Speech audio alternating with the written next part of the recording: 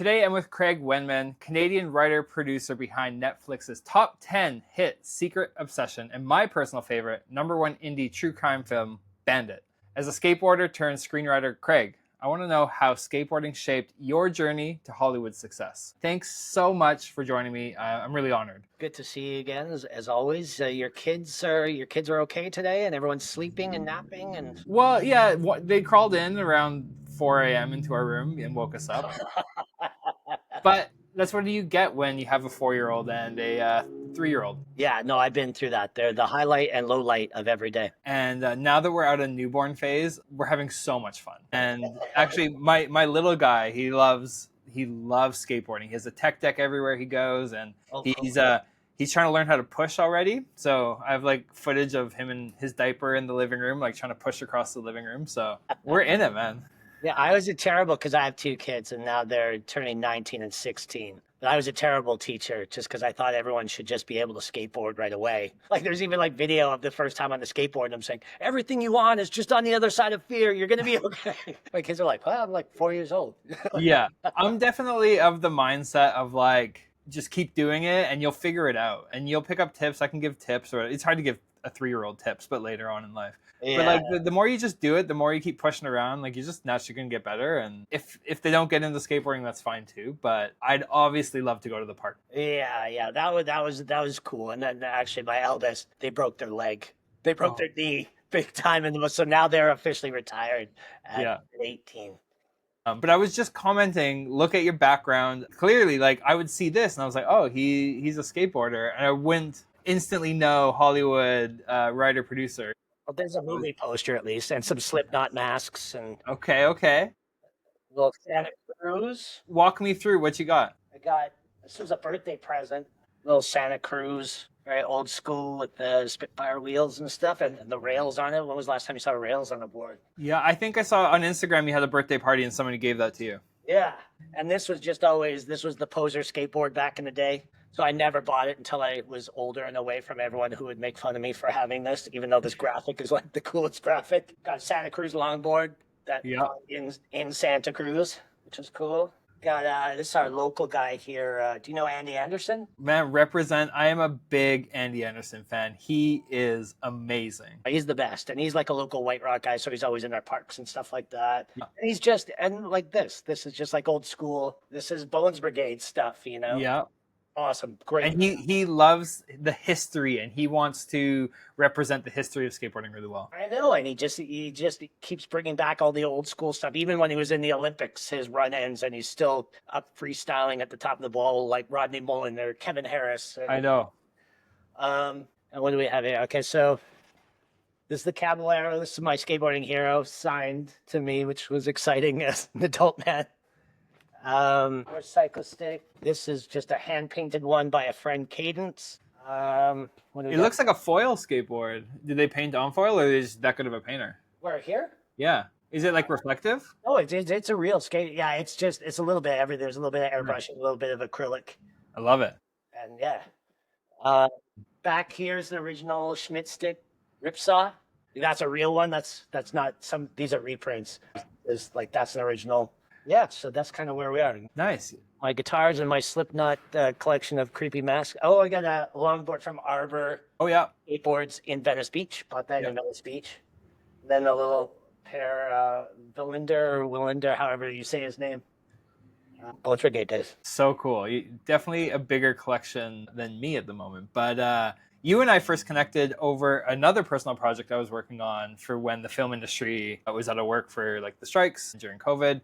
And so I kind of pulled up your photo and you instantly gravitated towards the skateboards. I was like, oh, you skate? And I just thought that was so cool. I didn't know when you were coming to my studio that you skateboarded. So we had like an instant connection, I feel. Yeah, no, absolutely. I did retire from like vert riding because I was like a sponsored skater for a while.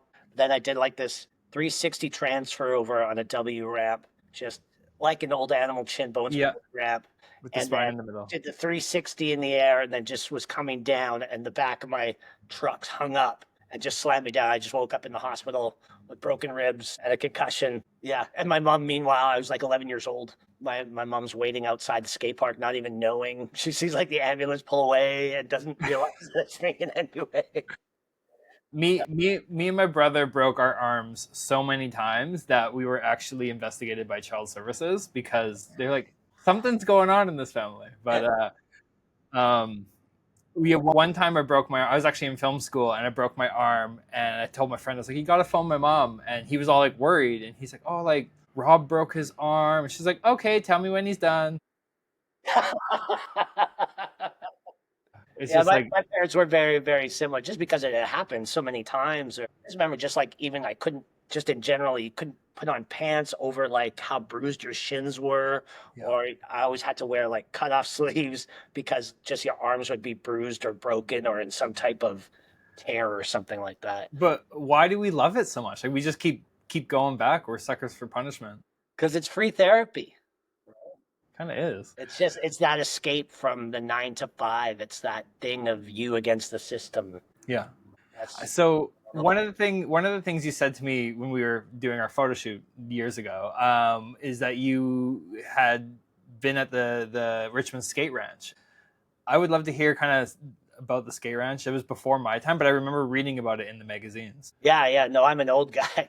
So yeah, they like your parents could just take you there, and then you were supervised the entire time you were in there. So they drop you off. I don't even remember what time. Maybe it opened at 9. So you go 9 till about 6 p.m. every day. Of just it was great for parents because you didn't have to really parent. Yeah. As I said, that's actually where my accident happened. That's where I was like, Okay. okay, I'm not going to compete or do anything like this ever again. Yeah. I still skate. I'm always down in Venice Beach. I still go to the skate park in Venice Beach. Yeah.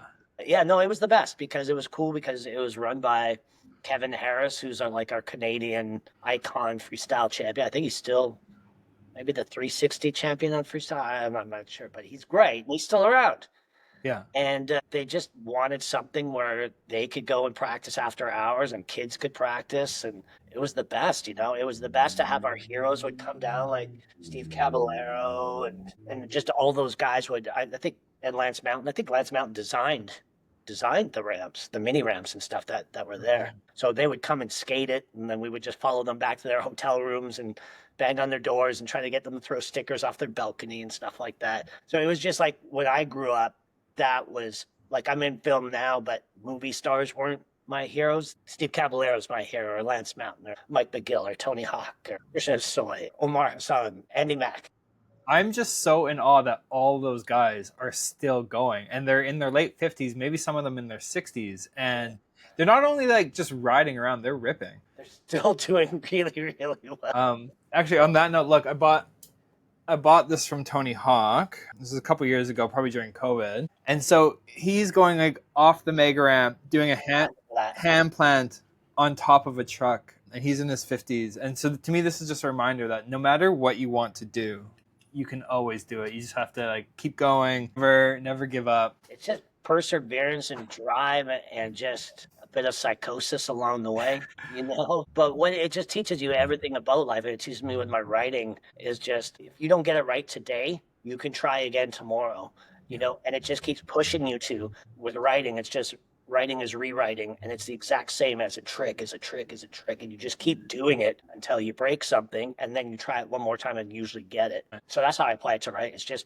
like anything, it's just persistence. So yeah, you're now a screenwriter with some phenomenal films under your belt. Did you ever think of getting into stunts as a skateboarder, or what made you get into writing? Yeah, no, it's stunts. Like after I broke everything, I was like, yeah, no, I don't want to do anything like that. But I know our local guy, Sluggo, he got stunts in film and stuff like that. You know him, right? Not personally, but like I grew up with like RDS SFU or FSU 2002 or whatever that video was one of my all-time favorite films when they put his track as the Backstreet Boys, and I don't know, I loved it. And there was the vert button on the remote. Like I watched his part all the time, and he was a break dancer, skateboarder, and he was smart because he did gymnastics. If I could go back, I would get into gymnastics and skateboarding at the same time. So that's why he can go. He was the first guy to go up and do the backflip. Which is something I was like, I could never do that, but because he had that, and he had that drive, and he was also spinning 900s and almost landed it before Tony Hawk. Like I don't know how close he got, but like it was that race for the 900. Yeah, it was really close. I'm sure No, I don't want to say anything against Tony Hawk. Tony Hawk's great. I'm sure he landed it, but he didn't do it on video, so it doesn't. Right. It didn't count in the scope of things. But yeah, Well, he was just a little bit older. I think he was 6 years older than me. yeah. So he's kind of always, okay, I'm never going to be that good. I'm never going to be that good. And then you just try a little more and try a little more. Every day, keep going. One thing that I thought, like, this is off topic, one thing I thought that was pretty cool from when Tony landed the 900 on the X Games, Colin McKay actually won that X Games with a bunch of like crazy tech tricks on the coping. But because Tony Hawk did the 900, it was after time and it made such big coverage, they actually gave the medal to Tony. But recently, he gave the medal back to Colin McKay. Oh, did he? Yeah. Well, that's good. Yeah, because Colin was maybe, I think, 3 years older than me, or 4 years. And he was a small guy too, because I was really small. So people thought I was like 8 or 9. And they're like, wow, you're amazing for 8 or 9. Yeah. And then those guys were just way, way better. And so they were always kind of the mark of that's what you need to be. Yeah. So what set you off on your writing journey? Well, it's just from skateboarding, it just teaches you individuality. So from skateboarding, I went into music, and then I was like a studio session drummer for a little bit. And then I just wanted to be a little more creative. I thought I'd have more control if I was just writing my own stuff by myself in a little cave. Like when you're skateboarding, you're by yourself, especially before you go to a park in skateboarding, you're going to practice those tricks before you go to that new park. Because I moved around so much that I was maybe in 7 different schools by 8th grade. Okay. I was always just in a new place, and I was always the new kid, and I always had the weird cartoon voice, which I still have. And I was always like 4 feet tall. Like even in 8th grade, I was 4'11". So you could either skateboard or you could do music. And then from music, I was just like, I need to have a little more control rather than just being a drummer. And so I heard some guy, I took a general studies course at a community college, and I heard a guy say, well, after this, I'm transferring to film school. I was like, well, they do that? They teach you how to do that stuff? Yeah. And he was a skater too. He's Okay. like, yeah, we're going. And yeah, because he was just a videographer. And he's going, yeah, no, I want to learn how to take the skate videos up to the next level and then maybe do like a bigger story and stuff like that. So I was like, I could do that. So then I took a film course at that same community college as a joke, because the course was you could just sit in the theater and watch movies, and then you just write a paper on the movies. And then the teacher on the first day said, oh, if you want to bring in like a cooler with all your drinks and stuff, you know. So I could sit there, I could have a beer, I could in class, and I actually ended up bailing the class. And the teacher said, no, you had good ideas. They're just like all over the place. Right. Yeah, no, that makes sense. Yeah. So then there was like this little rivalry of that comes from skateboarding and being in the skate park and stuff of, well, you tell me no, I'll show you how I can do it. Specifically to that teacher. And so I went back years later after, and I said, remember he said I probably shouldn't be in film and stuff? And he's like, yeah, no, I've heard about you. I've seen you in the school newsletter. Something like that. Well, then, I just went to film school and then met some cool people and got out of film school and realized I didn't learn that much. And then so it went back to skateboarding basics of you just have to teach yourself. I read every book that you didn't read in film school. And then I met my wife, and she said, okay, you didn't learn that much in film school, because the film school I went to was everything. So it was like you were learning art direction, producing, but you're learning sound. It was just too general, whereas I wanted to be a writer director. And she said, I'll give you a year. I'll support you for a year. And if at the end of that year you haven't accomplished anything, you can wash cars at my dad's dealership. And so that was that kind of deadline that every kind of artist or writer or whatever you do, you need a deadline. Yeah, as a photographer, you know. Yeah. Once you're editing and you're like, oh, I got to get these edits in by Friday or they're not going. Yeah. And so it was on the year mark of that deadline that Tom Hanks' company had read one of my scripts and said, yeah, we'd love to buy it and make it. Yeah. And that happened. So you write a script. How do you take it to get in the hands of the right person, like Tom Hanks? Like, I feel you'd probably get a lot of no's, and that could be quite discouraging. Kind of like, to bring it back to skateboarding, how falling on your skateboard over and over and over could be quite discouraging. But when it happens, it's probably like the biggest hit of adrenaline. Yeah. It's 100% skateboarding. I think without skateboarding, I wouldn't be able to do what I do. just because it is just constant rejection. It's just every day. You can even have a hit, and there's still an asshole in line saying this writer's a fucking asshole. Oh, sorry, are we allowed to swear on this or no? Yeah, there's no rules. There's no rules. No rules. So it's just by redoing it, and in the same way with networking, it's just you go and meet people and just find similarities where you click, like me and you. We click through skateboarding and stuff like that, and it's just being able to take rejection, and it is that, like you're saying, it is that skateboard fall of your skateboard saying, no, you're not ready yet. No, you're not ready yet. Just keep redoing it until it's ready. And then people will come looking for you once your script's out there and being passed around and stuff like that. That's amazing. Yeah, I think there's a lot of like good nuggets in there that I really resonated with. I really resonated with, you said, networking, and so many people hate networking. And I would say the average skateboarder out there hates putting themselves out there. What words of wisdom, like how do you get over those hurdles? I had to learn how to network. I didn't want to necessarily do it, and to make my career thrive, which is what I wanted, I joined a networking group and went every Thursday at 6 a.m. Regardless, I was there.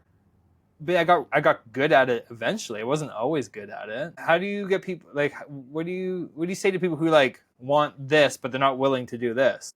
Yeah, it's especially with writers. Usually, writers, by definition, you're shut in. You live in a cave. Oh, you're Batman, a little bat cave doing your own thing, and then you have to get out there into daylight. And it's like, Yeah.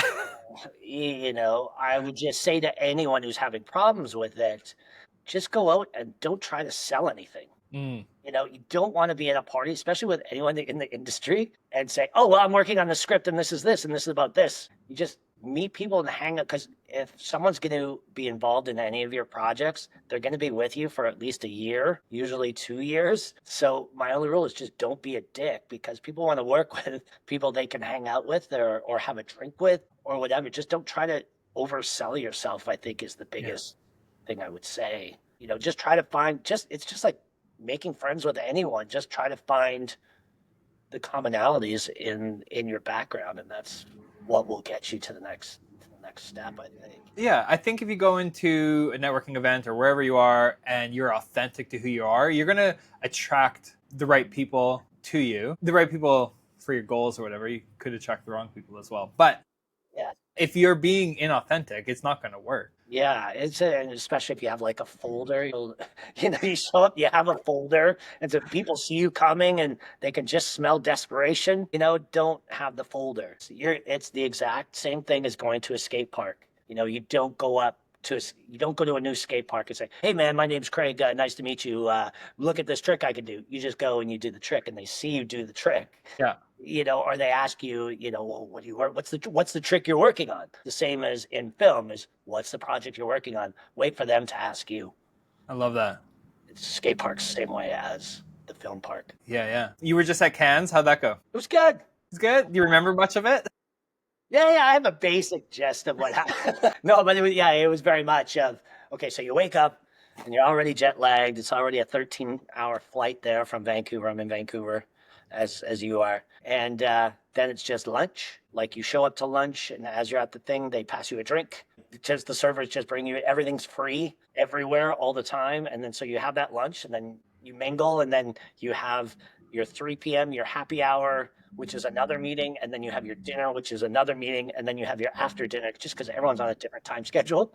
Mm-hmm. So like, you come back, and I'm still worn. That was 2 weeks ago, and I still feel out of it. Yeah. Well, it was good to hang out with people and networking, and I didn't pitch one project while I was there. But now I have people saying, "Oh, what are you working on? Would you have something in this budget range of this and this and this?" Yeah. It's about making those connections and those friendships. Exactly what you were saying. It's not like whipping out your script every day. Just be yourself. Just be yourself and find that common ground. Yeah. I love that. So what are you working on right now? I'm an extroverted person, so it might be a little easier for me, whereas a lot of people are introverted and nervous and stuff like that. Yeah. Were you always like a film buff, or like did that come after, like when you went to community college and all that? Oh yeah, no, it was originally, I remember my dad asking me, I'd just seen The Wizard of Oz. It was the first thing I'd ever seen on home video of the time. That's how old I am. And he said, "What do you want to be when you grow up?" And I said, "I want to be the Cowardly Lion." He goes, "Oh, you want to be an actor?" I'm like, "No, I just want to be that lion." Yeah.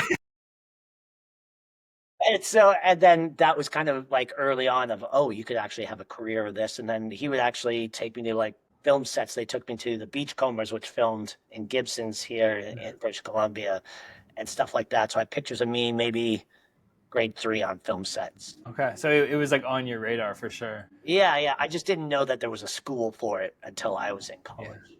Whereas Oh, now everyone kind of knows that there's a film school, but at yeah. the time when I was in the 90s, we didn't really know about it. And then we read there was an article in the Vancouver Sun that said Kevin Smith went to this film school and he dropped out. And then he went on to make Clerks. Right. Well, I could go to film school. I And could. drop out. What's completely on the skaters like radar. I was like, yeah, I could try the trick and then fail and then go and do my own thing like I always do. Yeah. Well, yeah, that's how I got into film. And yeah, sorry, what was your question?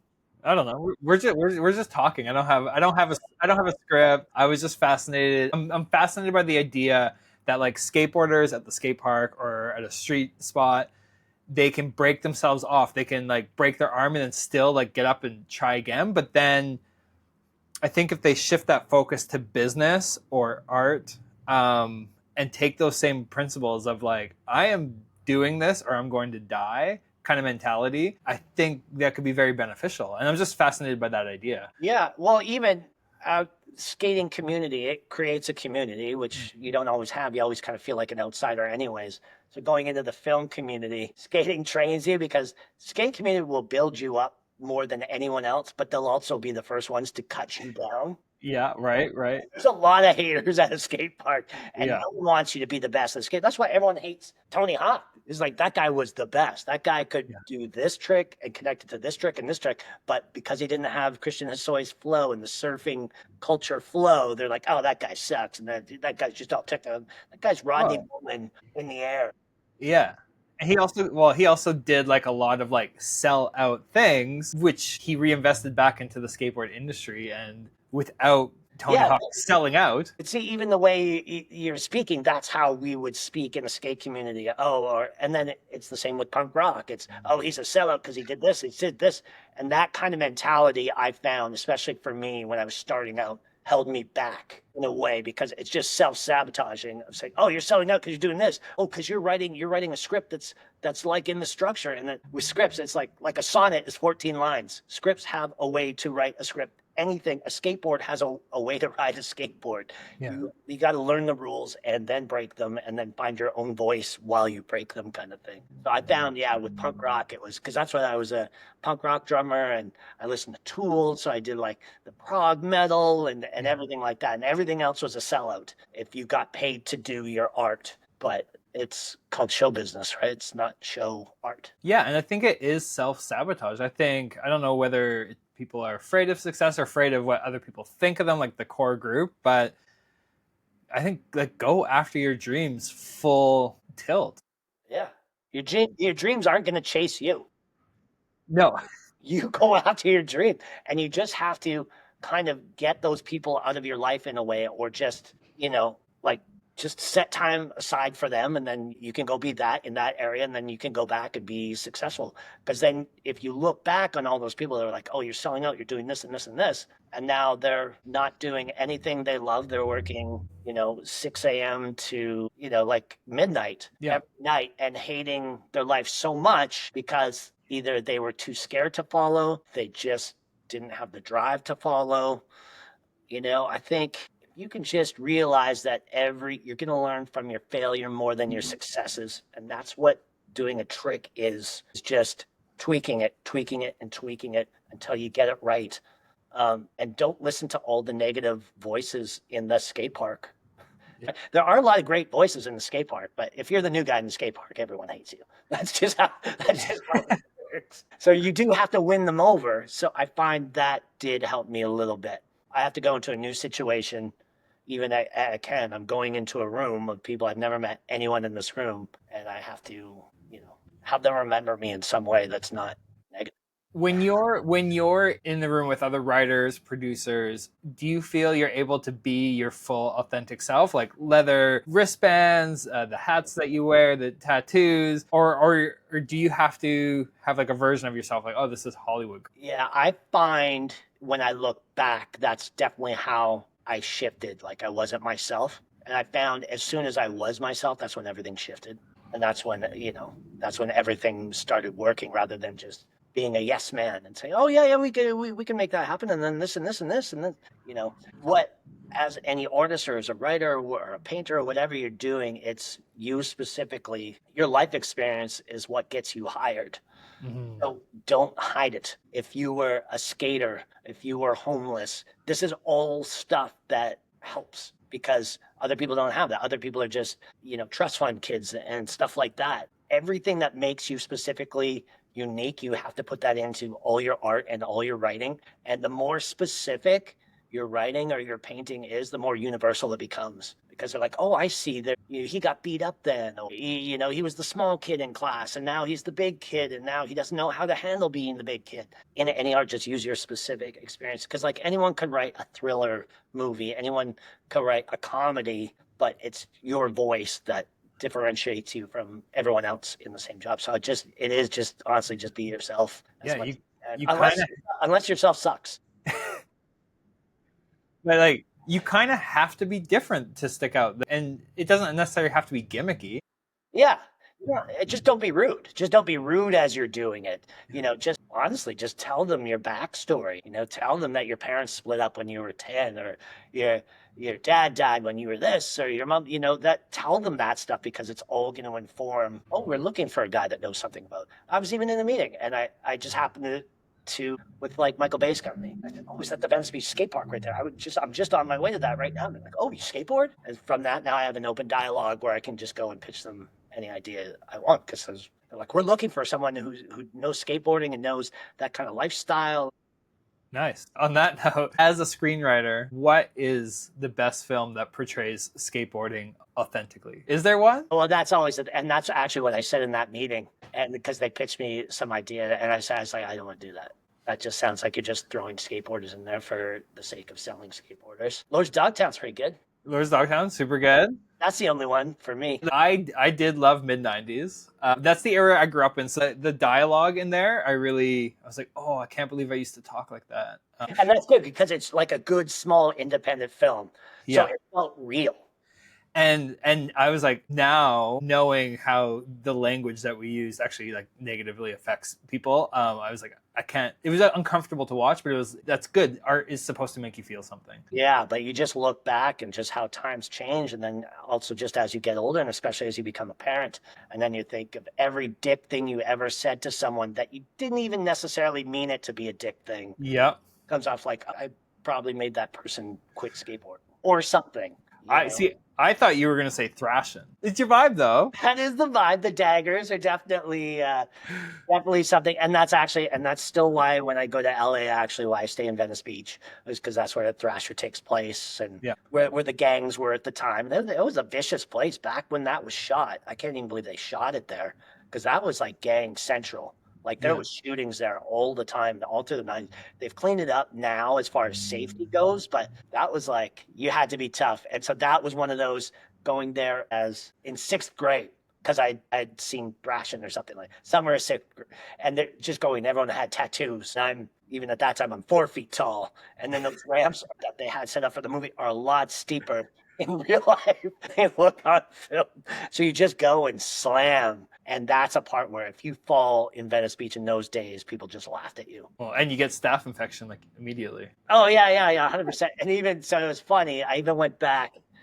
I always try to set up my meetings around Santa Monica or Venice Beach so I can skateboard to the meetings and stuff like that. Yeah. And so I went in early to the skate park. I was like, well, I got my computer in my backpack. I'm like, yeah, I could probably still really do this with a backpack, with a heavy backpack. And I did not make it and just slid because the bowls are very steep in that skate park. And I just fell back on the ground, smacked my head.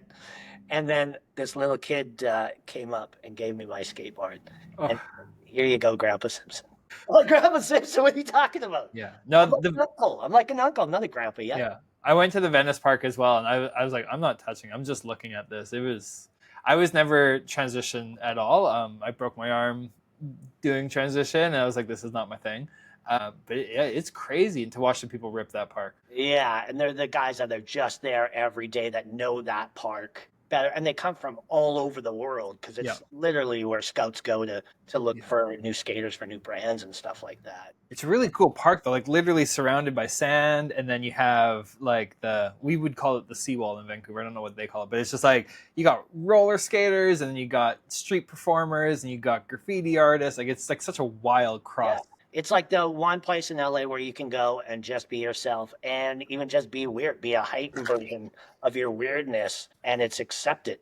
Yeah. You see a guy, you see there's like a 90-year-old guy with long gray hair, and he wears like these Daisy Duke cutoff shorts, and he's just sitting there skating barefoot in that park and stuff like that. They're like, oh yeah, that guy's doing that, and then he just goes up and then he cracks a beer and has a joint, and they're like, this guy he was 89. I was like, oh, I'm always so curious, like with people like that. I'm like, how do they pay their bills? I'm like, get it? Who cares? yeah. Because it used to be cheap to live in Venice Beach. Now it's expensive. Yeah. I don't want to take up. And going back to thrashing, no on thrashing, but yeah, we did watch it and stuff like that. Josh Brolin, I'm sure he's great. He's great out there. But that's actually why I wanted to start this conversation with people, because my brain pattern was I saw a photo shoot and the models were holding a skateboard, and it was like embarrassing. It was like clearly it's usually this well, from my generation, it was always like this.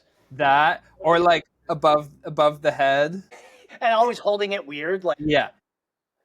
People don't And I think similarly to film students or like people actually working in film or skateboarders, like when you discover somebody who's like in that community, you're like, oh, one of us, and you have that instant connection. You know, you're at the grocery store and you see somebody has ollie holes in their shoes, and you're like, or if they have ollie holes in both shoes, like, oh, they're good. You know, you can. Yeah. It's those like subtle things. Or if you find somebody like, oh, you're in the film industry, like, oh, you're a grip, like it's just like instant connection. Well, that's what I always like, because like I was saying, I moved around so much.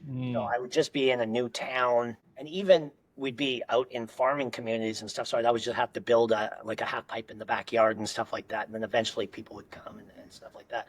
That's the thing about skateboarding is you go anywhere in the world and you're on a skateboard, you see another skateboarder, instantly you don't even have to speak the language. You could be in Shanghai, lived in Shanghai, on a skateboard in the street. You see someone like that, you're like, oh, and then they're like that, and then they're like, well, follow me. And then even if you don't speak the language, now you're skating with this person, you have a connection just off a smile, and you have a skateboard. It's great, especially if you're always moving around.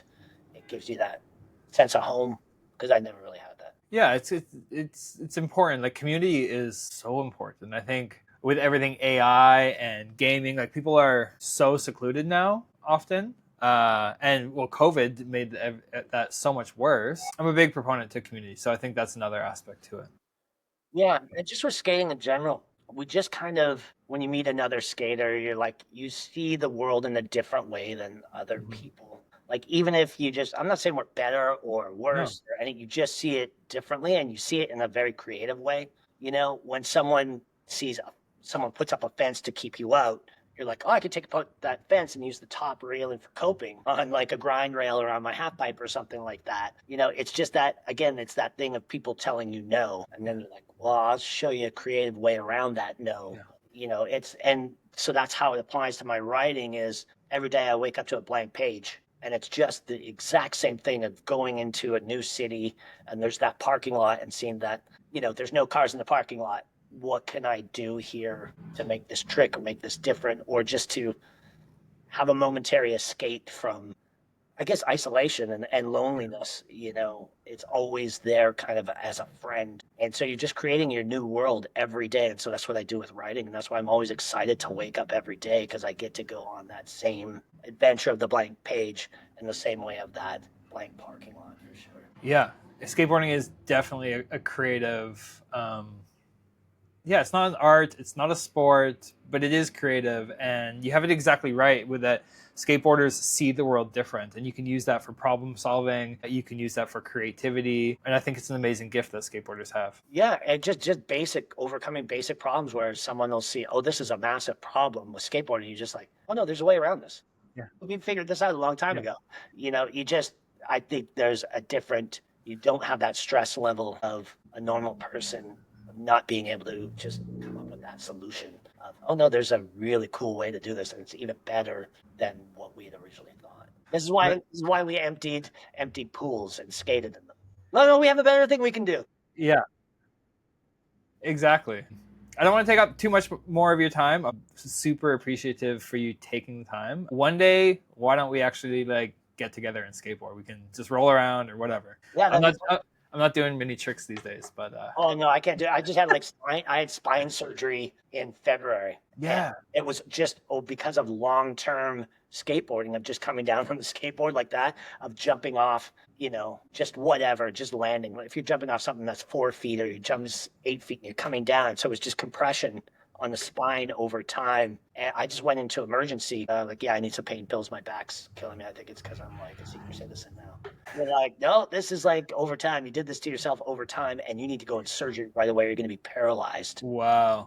So I'm like, oh, okay. Can I also have a painkiller? Yeah, exactly. We just went in for a quick surgery, and it's fine. I feel fine, but that is why I'm standing instead of sitting now. No, it's great. And then, did you also recently get into a car accident? Was that Oh no, that was I broke my own rule of riding electric scooters electric scooters? because then it was just, well, I could still apply the skateboarding mentality to the scooter, and I could show my friends who were not skaters that you can do tricks on these, and they weren't even the city electric scooters. They were like a homemade scooter, and I was just jumping off curves, and it was actually when I was jumping up on the curb that it caught. I didn't even have time to react. Like with skateboarding, you know how to fall, but I don't know anything about scooters, so I literally just hung on to the bars and went like this, and went face first right here No. into cement in Arizona, and it broke this like this and pushed everything up into my brain. And so I just woke up in the ICU, like really, really high on all the morphine and whatever. The oxycodone they give you in the States is crazy. Yeah.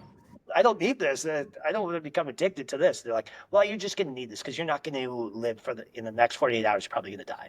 What? It's wild.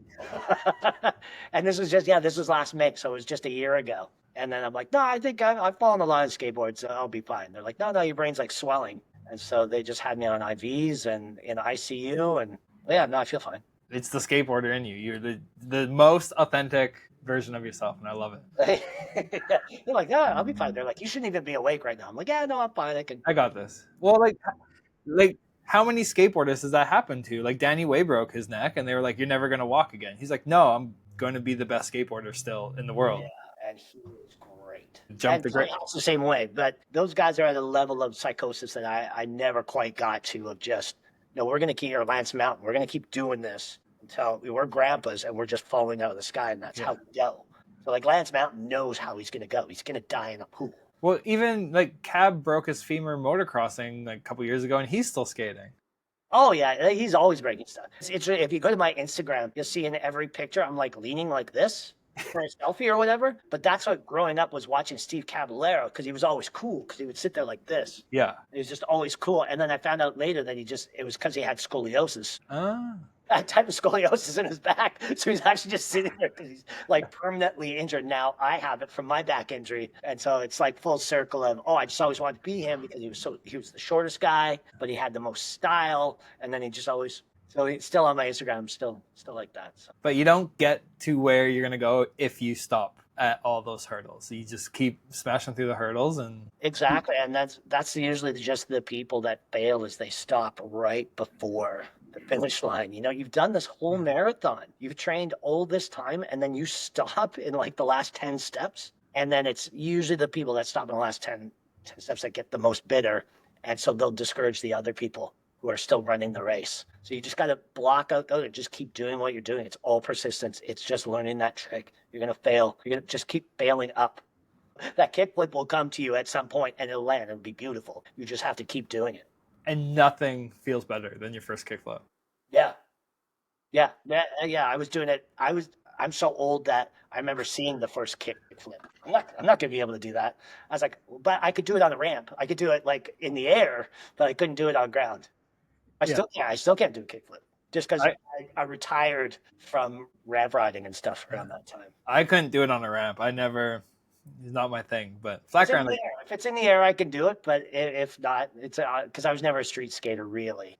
Well, it was the time, right? Like it started out with ramps and like jump ramps and quarter pipes, where when I got into it, mid 90s, it was all street. Yeah, well, because then they started tearing down all our skate parks. It's literally like I think like '91. I went and skated at Del Mar and Uplands, in California and stuff. And they're like, "Well, here's your membership. You keep this card because you'll never be here again. It's getting torn down next week."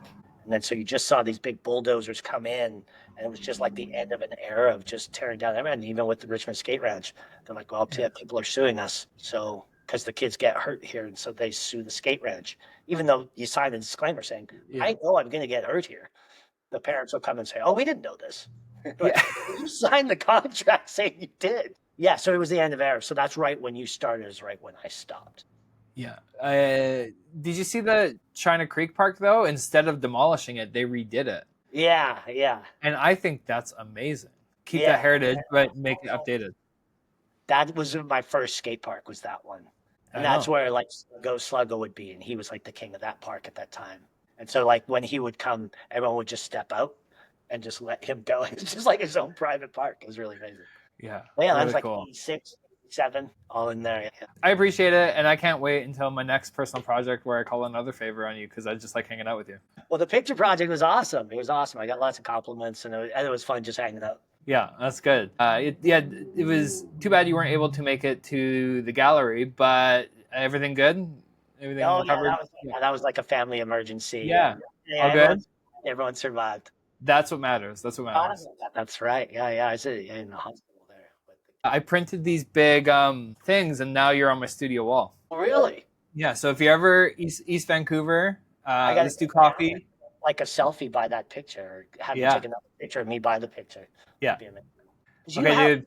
In that same studio? What? Are you in that same studio in East Van? Yeah, we've been here 8 years, and we just signed like another 3-year lease, so we're gonna be here round out the decade. Because I took my kid, because they do punk shows at night there in the back alley, just right next to your thing. Did you know that? Just like this little room, and you just walk into the room. They sell beer. They have a bartender, and if you're of age, you can have a beer and then watch like all the new punk bands of the time. It's like very, very rock and roll, very skate. It's just right. It's in your same building. Like Night in Kingsway? Yes. I don't even know I think that's even what it's called is. Yeah, it's just 3 doors down from you basically, and you have to go in through the alley. No way.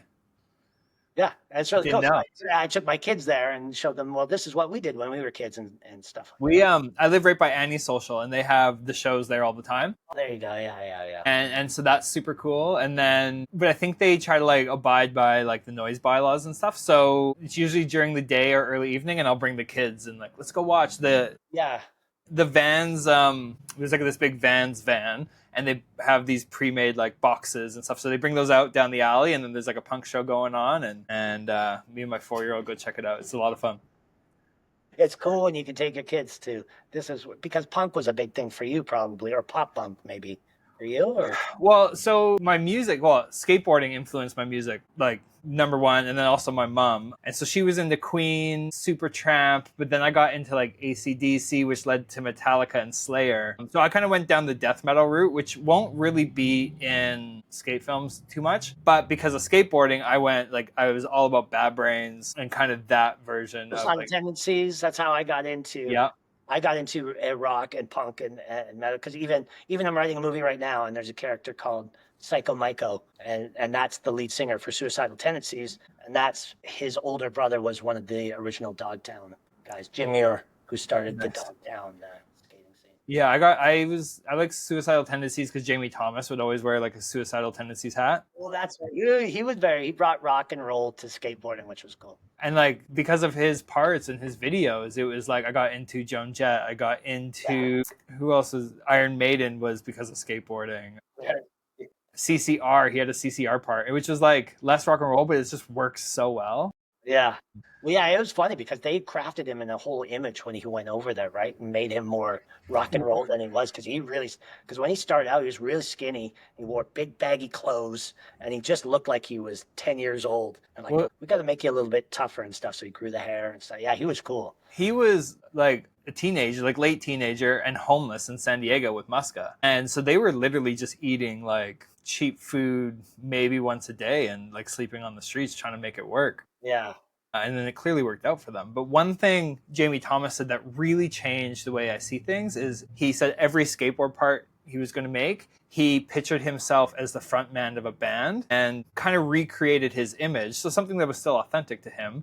Yeah. But like he had long hair with a bandana, and that was like that era. And then he shaved his head and he'd wear all white. And that was that era. And I think if people did that, even like business people, you're an accountant. If you're like, how can I be like the front man of a band, but like an accountant? Like I think thinking of personal branding that way, I think would be very beneficial. All about personal branding. That's sort of just like, even if you walk into a film meeting, they say, so what kind of stuff do you write? And usually I'll say my brand is murder, or my brand is true crime.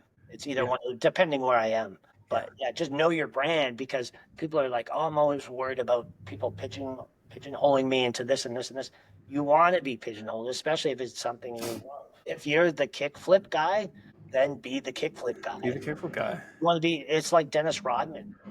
Dude, but obviously Michael Jordan, that's the era I grew up in, my favorite. But Dennis Rodman was always like my true favorite. Yeah. I had his Converse sneakers. I wanted the facial piercings. I wanted the dyed hair. Because that's what he said. And that's what he said. He said something like, people often fail because they don't do the one thing they're good at. So that's why he was doing rebound. Like he could do everything, but he was like the king of rebounds. Yeah, and that's his thing, and that's what he focused on, and that's what he's great. You know, you're on a team with Michael Jordan. You don't try to be Michael Jordan. You just be yourself. What is the thing I can bring to this team that makes me stand out, and that's what gets you hired. Yeah, but even down to the wardrobe you wear, like you're wearing, I like the leather bracelet you have, and the shirt that like everything comes down to your personal brand, and people will judge you based on that, but it could be negative or positive, but you're going to be remembered. But if you're the same, like if you're a business person, maybe make pink ties your thing, or like make something that maybe like within the box, but you got to stick out somehow. Yeah, exactly. It's literally skateboarding. It's leaving your mark on the ground, leave your mark in the world. It's specific, something specific to you is what gets you hired for your next job. So just be you, and don't worry about all the stuff that happened to you in the past, especially if you're doing art, because it's going to be you. You know, that Basquiat, you know, that's you. You were this and you were this, and this happened to you and this happened to you. And all the trauma, while it sucks, is great for art. And that's what people are looking for, especially in big business and corporations, for people who have degrees in business administration and, you know, their parents paid for all their university and stuff like that. They don't have those life experiences. They have their own life experiences, but just bring yours to the table every time, and don't be a dick. But yeah, like most of my clients are in the natural resource sector. But if we take a look at like high school Rob, like skateboard Rob, when I was just a skateboard filmer, I did not, like, it wasn't even in my frame of mind that I could provide for a family of 4 in Vancouver as a photographer. To me, that's wild. And I'm very fortunate to have clients that allow me to do that. And I think they probably use me for a variety of reasons. My photography is good, but I'm also not a dick to work with. And I think people enjoy working with me. But that comes all from everything from my skateboard photography. Like the angles I'll choose is not going to be the same angle that a corporate photographer who wasn't a skateboarder chooses. I'm going to find maybe more creative angles that the communications team has never seen before. And that's your voice, because you found your voice, and your voice isn't an AI long shot from wherever about Vancouver. You know, you'll do a close up on something that no one thought about, and that's just with anything in art or business or whatever. Just show your voice. Your voice is what gets you hired and what defines your style. I am still. I'm in the transition phase of like learning how to be around in the certain people in the corporate world. For instance, like I sometimes have my nails painted black, or I show my tattoos, and trying to walk that line of like, okay, I'm still wearing a collared shirt, but I'm at the same time being authentic to who I am without. Yeah, I got the collared shirt on, but there's still a tank top, so I can still go skateboarding after this. You know? And so yeah, that's what I'm doing. So I do have like a really big project that we're kind of wrapping up that we started in 2019, and I think it's also maybe a little taboo working on natural resource projects but it's also I'm learning how valuable it is to the economy and rich of how rich Canada is with natural resources, and we can kind of be a little more independent if we utilize them. Yeah, and you got to do what you got to do to survive. Again, it's that going into that skate park or into that business world of, you know, I'm going to do a trick maybe that I know is just it's easy for me, but it's going to impress people. It's just about bringing your own style. So yeah, absolutely, go for it, man. It's just, you're killing it. If you're providing for a family of four as your photographer, when you're in high school, that's like, oh, I want to be a photographer. Everyone wants to be a photographer, and then no one does it, or no one follows through, or everyone quits at the last minute or their first rejection. You can't quit with rejection. Just learn from the rejection and use it as fuel to your fire. Or I'll fucking show you. That's what Michael Jordan does. When someone says no, that's a challenge of watch what I can do next. Rules to live by with Kraig. Don't be a dick. That's it. It's very simple. Again, I so appreciate you taking the time, and I would love to link up sometime in the future. Absolutely, man. That was fun. Thank you.